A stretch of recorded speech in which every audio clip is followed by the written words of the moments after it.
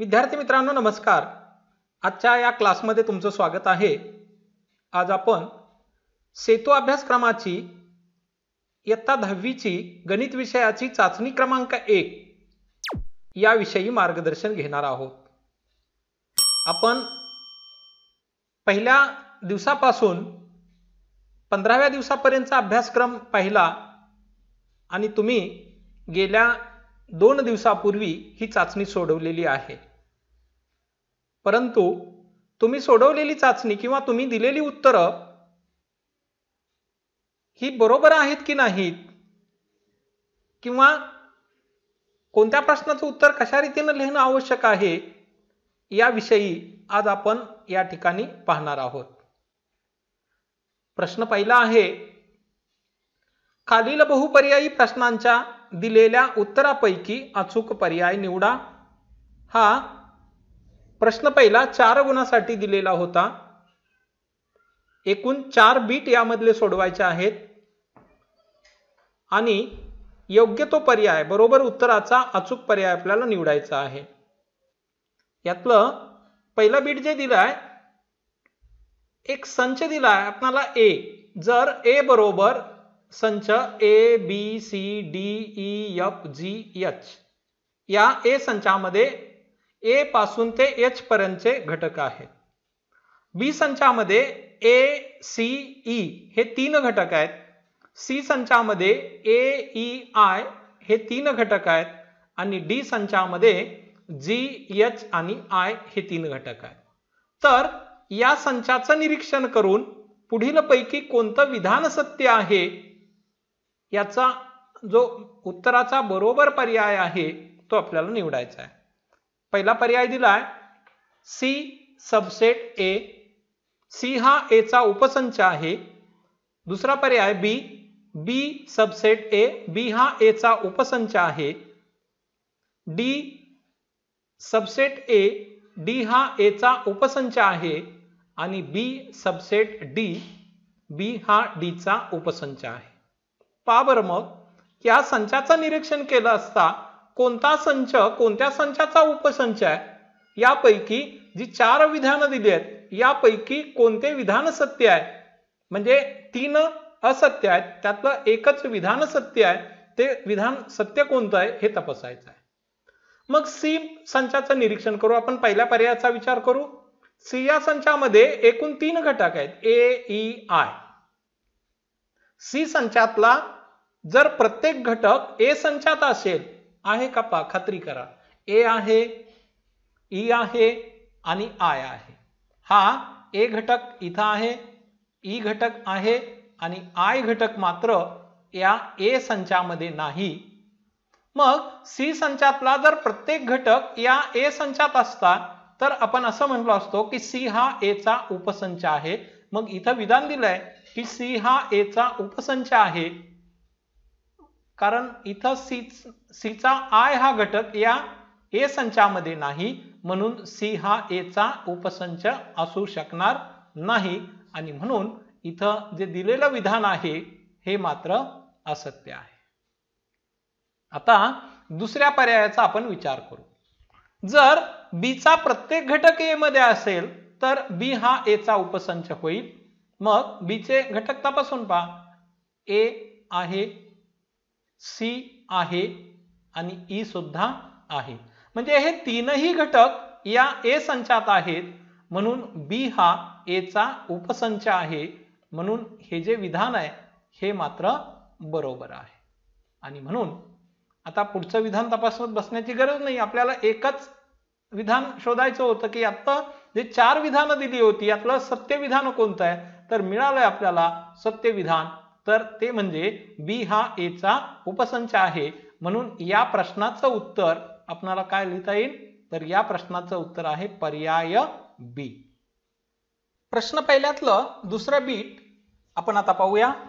2 समांतर रेषांना एका छेदिकेनं छेदलं असता तयार होणाऱ्या कोनापैकी एका कोनाचे माप 40 अंश असेल तर त्याच्या संगत कोनाचे माप टिंबटिंब असते। पहा, आपण या पाठीमागच्या तासामध्ये हे अभ्यासलं होतं की दोन समांतर रेषांना एका छेदिकेनं छेदलं असता तयार होणाऱ्या कोनापैकी एका कोनाचे माप 40 अंश असेल तर त्याच्या संगत कोनाचे माप टिंबटिंब असते. गुणधर्म काय आहे की दोन समांतर रेषांना एका छेदिकेनं छेदलं असता जेव्हा संगत कोनाची जोड्या तयार होतात त्या संगत कोनाच्या जोड्या एकरूप असतात. म्हणजे इथं एका कोनाचं माप जर 40 असेल जोडीमधल्या तर संगत कोनाच्या ज्या 4 जोड्या असतात त्या जोड्यातील प्रत्येक कोन एकरूप असतो. म्हणजे इथं या 40 अंश मापाच्या कोनाचा संगत कोन सुद्धा हा 40 अंश मापाचाच असेल.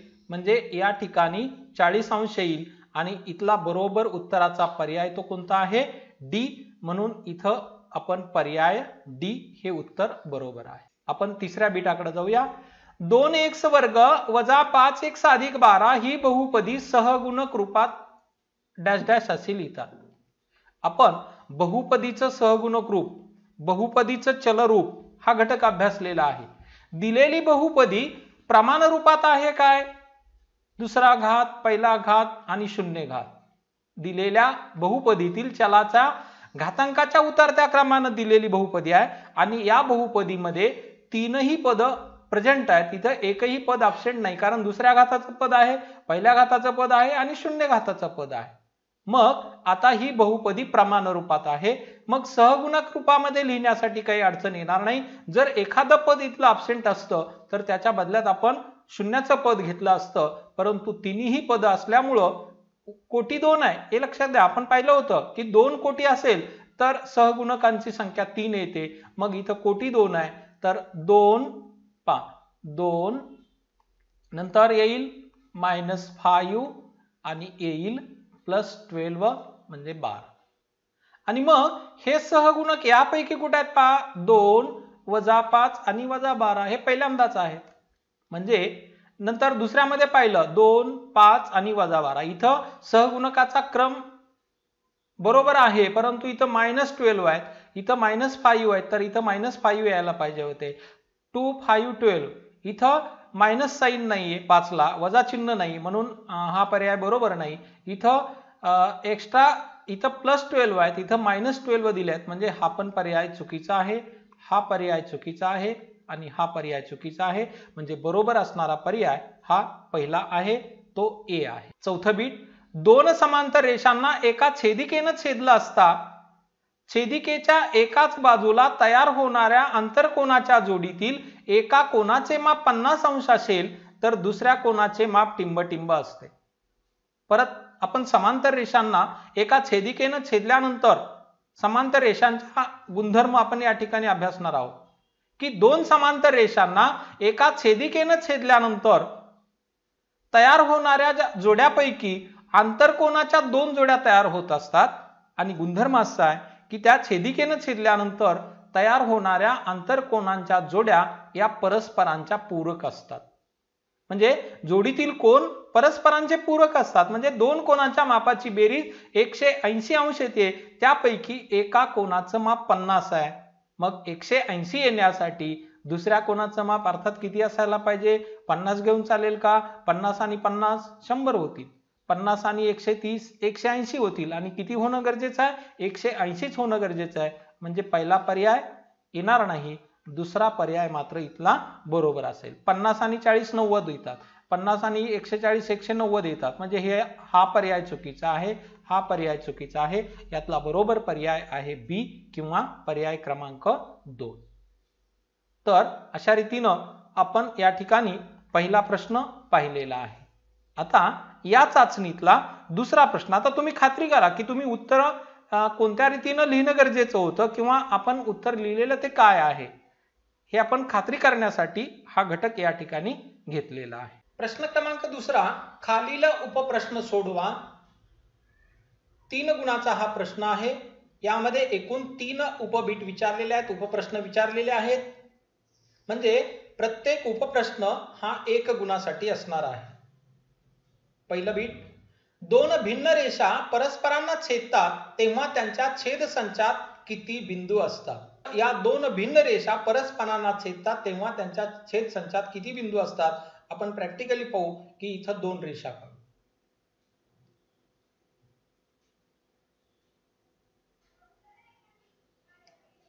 दुसरी रेषा काढू.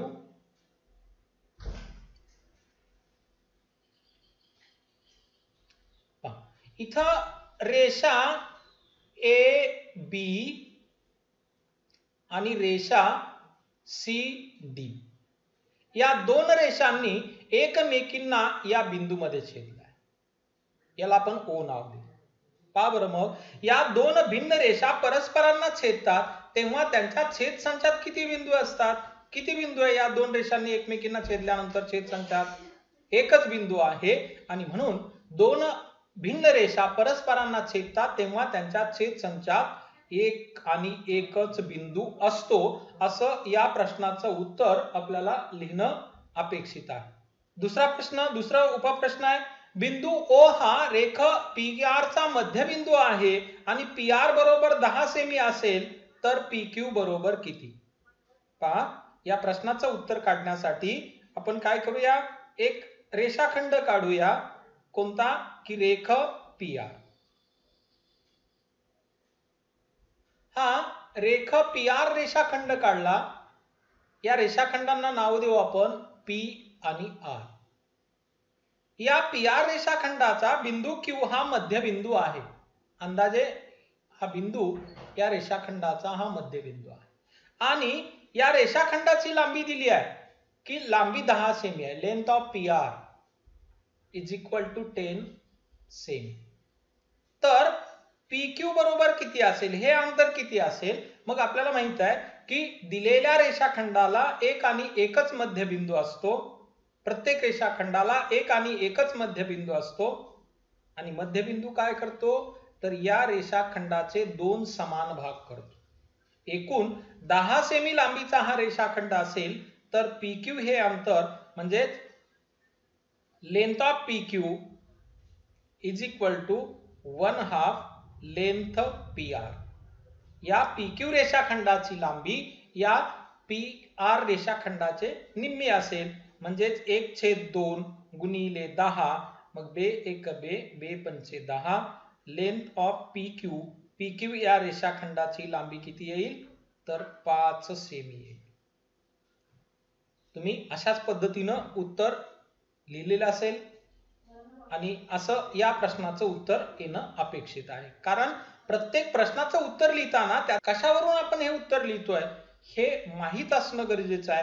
कारण या पाठीमागच्या काही दिवसामध्ये आपण या प्रश्नपत्रिका सोडवण्यापूर्वी या प्रश्नपत्रिकेमध्ये जे काही प्रश्न विचारलेत त्या प्रश्नासाठी आवश्यक असणारे गुणधर्म आपण अभ्यासलेल्या आहेत. आवश्यक असणाऱ्या कसोट्या अभ्यासलेल्या आहेत आणि त्या कसोट्यावर, त्या गुणधर्मावरच आधारित, पूर्वज्ञानावरच आधारित ही प्रश्नपत्रिका आपण सोडवलेली आहे.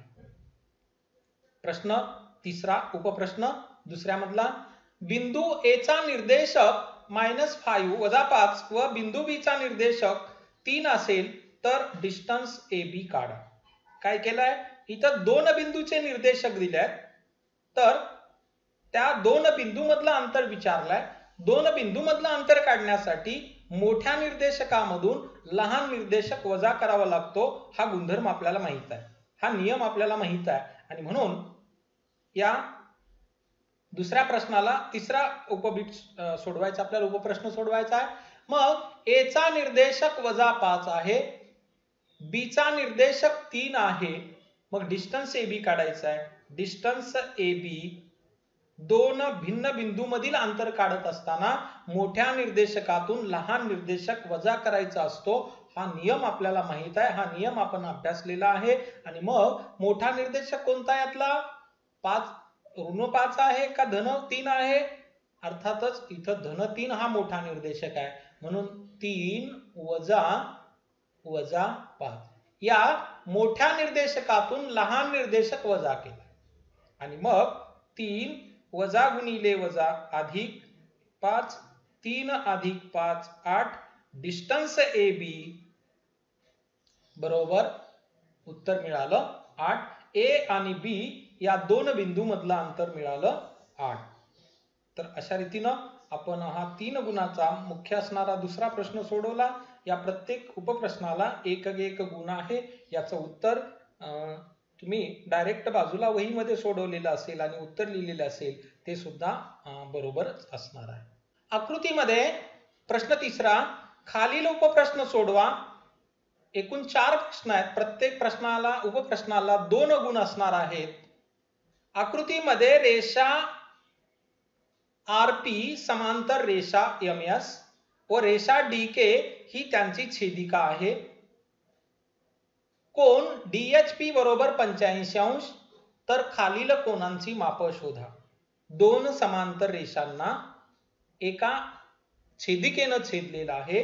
म्हणजे आकृतीमध्ये रेषा आरपी आणि रेषा एमएस या 2 रेषा समांतर आहेत आणि या 2 समांतर रेषांना डीके या तिसऱ्या रेषेनं छेदलेला आहे म्हणून डीके ही छेदिका आहे. मग याचे गुणधर्म आपण अभ्यासलेले आहेत.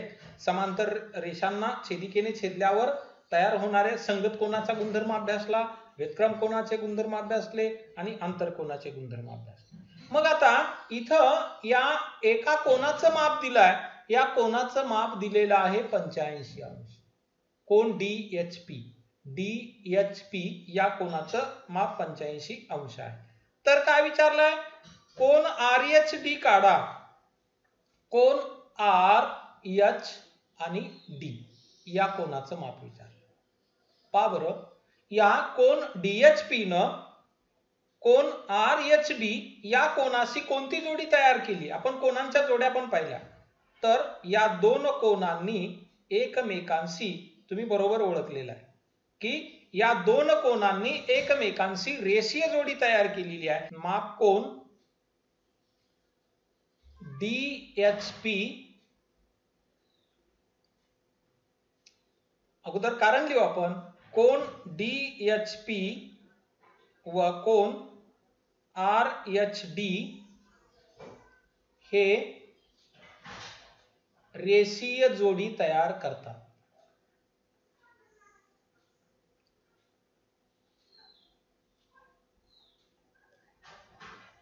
आणि म्हणून माप कोन डीएचपी अधिक माप कोन आर एच डी बरोबर 180 अंश. डीएचपी कोनाचं माप 85 अंश आहे. अधिक आरएचडी कोनाचं माप काढायचं आहे. आरएचडी बरोबर 180. आता हे 85 या बाजूला घेऊ. माप कोन आरएचडी बरोबर 180 वजा 85 आणि मग उत्तर येईल 95 अंश. या आर एच डी या कोनाचं माप मिळालं 95 अंश. अशा रीतीनं आपण पहिल्या कोनाचं माप मिळवलं 95 अंश. या कोनाचं माप येईल 95 अंश. आता मग एकदा का ह्या 2 कोनांची माप मिळाली, आता राहिलेल्या कोनांची माप काढण्यासाठी सोयीस्कर होईल. आता कोन पीएचजी पहा. कोन पीएचजी या कोनाचं माप. एकतर इथं हे 2 कोन परस्परांशी विरुद्ध कोनाची जोडी तयार करतात किंवा इथं कोनाची रेषीय जोडी तयार होते. म्हणजे दोन्ही पैकी कोणताही एक गुणधर्म वापरा. मग असं लिहू आपण. कोन आकृतीमध्ये कोन आर एच डी एकरूप कोन जी पी एच जी. कोन पी एच जी आणि कारण लिहू विरुद्ध कोन. विरुद्ध कोन एकरूप असतात आणि मग आरएचडी कोनाचं माप मिळालेलं आहे आपल्याला 95 अंश. म्हणून पीएचजी कोनाचं माप सुद्धा किती येणार आहे? 95 अंश. आणि म्हणून माप कोन पीएचजी बरोबर 95 अंश. याचं कारण माप कोन आरएचडी किती मिळालेलं आहे ते 95. म्हणजे दुसऱ्या कोनाचं माप मिळालं. आता याच्यातला तिसरा कोन जो विचारलेला आहे कोन एच जी एस. पहा बरं आकृतीमध्ये कोन HGS हा कोन HGS आणि कोन DHP ही कोणती जोडी आहे? कोणाची कोणती जोडी आहे? तर या दोन समांतर रेषांना एका छेदिकेने छेदल्यानंतर इथं तयार होणारी जोडी ही संगत कोणाची आहे हे तुम्हाला माहित आहे. आणि म्हणून इथं आपण असं लिहू की आकृतीमध्ये कोन DHP एकरूप कोन HGS याचं कारण संगत कोन. हे कशावरून लिहिलंय तर दिलेलं आहे आपल्याला की कोन रेषा RP समांतर रेषा MS आणि DK ही छेदिका, त्यावरून आपण हे असं लिहिलं. आणि मग कोन DHP चं माप आपल्याला माहिती आहे 85 अंश, म्हणून HGS ही संगत कोनाची जोडीतील कोन आहे आणि म्हणून कोन HGS या कोनाचं माप सुद्धा, आणि म्हणून माप कोन HGS बरोबर 85 अंश, कारण DHP या कोनाचं माप 85 अंश दिलंय, म्हणजे याही कोनाचं माप मिळालं. आता राहिला MGK पहा, MGK या कोनाचं माप काढायचं. आता तिसरा याच्यातला शेवटचा मापकोन MGK. तर मापकोन MGK कोनाचं माप काढण्यासाठी हा DHP आणि MGK हे दोन कोन परस्परांशी बाह्य विक्रम कोनाची जोडी तयार करतात. तुम्हाला आठवत असेल DHP आणि MGK हे परस्परांशी बाह्य विक्रम कोनाची जोडी तयार करतात आणि ही बाह्य विक्रम कोनाची जोडी सुद्धा एकरूप असते. आणि म्हणून आपण इथे लिहू की मापकोन किंवा कोन DHP एकरूप कोन कोणता हा MGK, इथं लिहू बाह्य व्युत्क्रम कोन. आणि मग हे बाह्य विक्रम कोन असल्यामुळं हे एकरूप आहेत. DHP कोनाचं माप 85 आहे म्हणून MGK हे परस्परांशी एकरूप असतात आणि म्हणून माप कोन MGK बरोबर किती येईल तर ते येईल 85. तर अशा रीतीनं या चारही कोनाची माप आपण काढले. 2 गुणाचा प्रश्न असल्यामुळं प्रत्येक काढलेलं माप हे अर्ध्या अर्ध्या गुणासाठी असणार आहे. प्रश्न तिसऱ्या मधलं दुसरा उपप्रश्न, पहिला उपप्रश्न आता आपण पाहिला, आता दुसऱ्या उपप्रश्नाकडे जाऊया. प्रश्न तिसऱ्या मधला दुसरं उपप्रश्न आपण पाहतोय की यामध्ये दुसऱ्यामध्ये परत 2 दिलेले आहेत. 1 ते 25 मधील सममूळ संख्यांचा संच यादी पद्धतीनं लिहा. आणि म्हणून 1 ते 25 मधील सममूळ संख्यांचा संच यादी पद्धतीनं लिहायचा आहे. याला आपण समजा तो संच A आहे. पहा बरं 1 ते 25 मध्ये सममूळ संख्या कोणत्या? आपण पहिल्या भागामध्ये पाहिलं होतं की समसंख्या कोणत्या, नैसर्गिक संख्या कोणत्या, विषम संख्या कोणत्या, पूर्णांक कोणत्या, मूळ कोणत्या. मग 1 ते 25 मधल्या मूळ संख्या कोणत्या याचा आपण अगोदर विचार करू.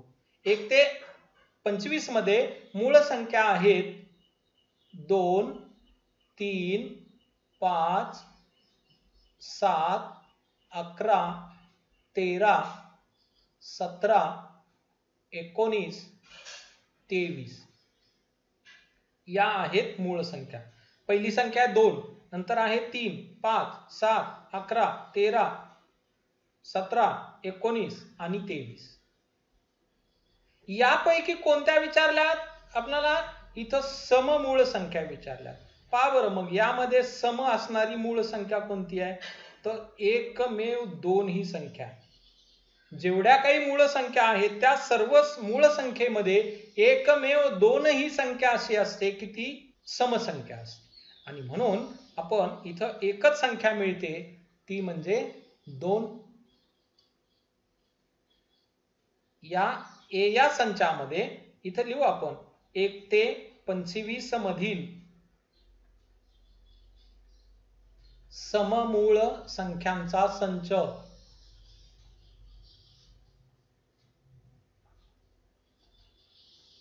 ए बरोबर मैरपी कंसात 2,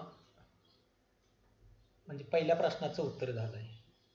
आता दुसऱ्यात प्रश्न क्रमांक 3 त्यातलं उपप्रश्न दुसरा आणि त्यामधलं हे बीट आहे ए. आता बी बीटा विषयी विचार करू. बी बरोबर रिक्त संच, empty set. P is equal to null set, रिक्त संच. आणि पुढे काय विचारलंय की बी जर हा रिक्त संच असेल तर नंबर ऑफ बी, बी या संचातील घटकांची संख्या किती. किती घटक आहेत या संचामध्ये. अर्थातच याचं नावच रिक्त संच आहे, तो रिकामा संच आहे, म्हणजे याच्यामध्ये एकही घटक असणार नाही. म्हणून बी या संचातील घटकांची संख्या 0, त्यामध्ये घटकच नाही, म्हणून घटकांची संख्या 0. इथं जर असं असतं की बी बरोबर मैरपी कंसात 1, 2 असं असतं तर आपण असं लिहिलं असतं नंबर ऑफ बी बरोबर 2. इथं जर 4 आणि 2 असतं तरी सुद्धा आपण याला असं लिहिलं असतं नंबर ऑफ बी, बी या संचातील घटकांची संख्या 2. इथं असं असतं की बी बरोबर मैरपी कंसात 0, इथं आपण असं लिहिलं असतं बी बरोबर नंबर ऑफ बी बरोबर 0 नाही येणार बरं का इथं, कारण एक घटक आहे तो कोणता 0, आणि इथं लिहिलं असतं आपण 1. परंतु हा रिक्त संच असल्यामुळं यामध्ये एकही घटक येत नाही, म्हणून बी हा रिक्त संच असेल तर नंबर ऑफ बी बरोबर 0. आपण या दुसऱ्या प्रश्नाविषयी पाहिलं. आता तिसरा उपप्रश्न, तिसऱ्या प्रश्नातला सरळ रूप द्या 4x वर्ग अधिक 7x वजा 1 वजा x वर्ग अधिक 8x वजा 7 अधिक x वर्ग अधिक 10 बहुपदीची बेरीज वजाबाकी या क्रिया आपण शिकलो. म्हणून सरळ रूप द्या 4x वर्ग अधिक 7x वजा 1 वजा हा कंस सोडून घ्यायचा आहे. इथं या वजा चिन्हानं कंसातल्या प्रत्येक पदाला गुणून घेतल्यानंतर या कंसातल्या प्रत्येक पदाचं चिन्ह बदलणार आहे. वजा गुणिले अधिक इथे येईल वजा x वर्ग, वजा गुणिले अधिक वजा इथे येतील 8x, कारण इथं 1 आहे, 1 न गुणल्यामुळे इथल्या सहगुणकात काही बदल होणार नाही. 8x वजा गुणिले वजा येईल अधिक 7 ला येतील 7, 1 गुणिले वजा 1 गुणिले वजा 7 वजा गुणिले वजा अधिक 7. आता दुसऱ्या कंसापूर्वी धनचिन्ह असल्यामुळं कंसातल्या प्रत्येक पदामध्ये काही बदल होणार नाही, अगदी जशी पद मांडावी लागतील. x वर्ग अधिक 10. आता पहा बरं यातील सजातीय पदांची, यापूर्वी आपण ज्यावेळी हा घटक अभ्यासत असताना काय केलेलं होतं, सजातीय पद जवळ जवळ घेतले होते. म्हणून 4x वर्ग हे -x वर्ग 1x वर्ग प्लस 1x वर्ग, नंतर x चा 1 घातांक असलेली पद प्लस 7x इथं -8x, त्यानंतर आता संख्याच राहिल्यात फक्त -1 प्लस 7 प्लस 10, आणि मग आता येईल 4x वर्ग पैकी 1x वर्ग वजा झाला तर 3x वर्ग राहिले, 1x वर्ग अधिक 1x वर्ग, किंवा आपण याला लगेच सोडून घेऊ. इथं -x² प्लस x² कॅन्सल होतील, किंवा एका x वर्ग मधून हे 1x वर्ग वजा झाले तर 0 येईल, म्हणजे शिल्लक राहतील 4x वर्ग. हे 7x आणि 8x यांची होईल वजाबाकी. या -8x मधून प्लस 7x आपण जर बाजूला काढून घेतले तर प्लस 1x राहतील, 1x राहतील.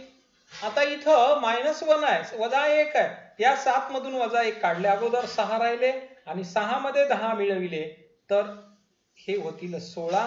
म्हणून या तिसऱ्या प्रश्नाचं उत्तर आलं 4x वर्ग वजा 1x अधिक 16. मला वाटतं तुम्ही अगदी बरोबर हे सोडवलेलं असावं. फक्त आपण काय करू लागलो इथं की याविषयी किंवा हा प्रश्न कसा सोडवायचा आहे याची माहिती घेऊ लागलेलो आहोत, कारण ही चाचणी परीक्षा तुम्ही यापूर्वी सोडवलेली आहे. आता यातला प्रश्न क्रमांक 4 उपप्रश्न तो आता पाहूया. सोपे रूप द्या 3 वर्गमुळात 2 अधिक वर्गमुळात 8 वजा वर्गमुळात 50 बरोबर 3 वर्गमुळात 2 अधिक या 8ला आपण 4 गुणिले 2 असं लिहूया, कारण या 8च्या एका अवयवाचं वर्गमूळ निघतं, वजा 50चे 2 अवयव 25 गुणिले 2. या 50चा पण एक अवयव असा आहे की ज्याचं वर्गमूळ निघतं. मग 3 वर्गमुळात 2 अधिक या 4चं वर्गमूळ निघेल, याला वर्गमुळाच्या बाहेर घेऊ, 4 वर्गमुळात 2. हे वर्गमुळात आहे, याला जर बाहेर घेतले म्हणजे 4चं वर्गमूळ घेतलं तर वर्गमुळात 2 राहील, मायनस इथं वर्गमुळात 25 आहे, याचं पण वर्गमूळ निघतं, याला वर्गमुळाच्या बाहेर घेऊ म्हणजे हे होतील 5 आणि वर्गमुळात राहतील 2. आणि मग 3 आणि 2, 3 वर्गमुळात 2. आता सजातीय करणी झाली पहा, इथं वर्गमुळात 2 आहे, वर्गमुळात 2 आहे आणि वर्गमुळात 2. मग इथं वर्गमुळात 2 कॉमन घेऊ आणि कंसामध्ये काय राहील, मग हे 3 राहतील, हे अधिक 2 आणि वजा 5 आणि 3 आणि 2 5, 5 वजा 5 0 गुणिले वर्गमुळात 2, एकंदरीत उत्तर 0 गुणिले वर्गमुळात 2 बरोबर येणार आहे 0. तर या सोपे रूप दिलं आपण तर या ठिकाणी या चौथ्या बीटाचं उत्तर 0 आलेलं आहे. चौथ्या उपप्रश्नाचं उत्तर हे आपल्याला 0 मिळालं. अशा रीतीनं आपण सेतू अभ्यासक्रमाची इयत्ता 10वीची गणित विषयाची पहिली चाचणी कशी सोडवायची होती याविषयी मार्गदर्शन घेतलेलं आहे. यापूर्वी आपण ही चाचणी सोडवलेली आहे, पण याची उत्तर कशी येणं अपेक्षित होतं याविषयी मी तुम्हाला आज या ठिकाणी सांगितलं. तर हा व्हिडिओ तुम्हाला आवडला असल्यास लाईक करा, तुमच्या मित्रांना शेअर करा आणि तुम्ही जर माझ्या चॅनलमध्ये नवीन असाल तर चॅनलला सबस्क्राईब करायला विसरू नका. भेटूया पुढील व्हिडिओमध्ये पुढील विषय घेऊन. तोपर्यंत नमस्कार.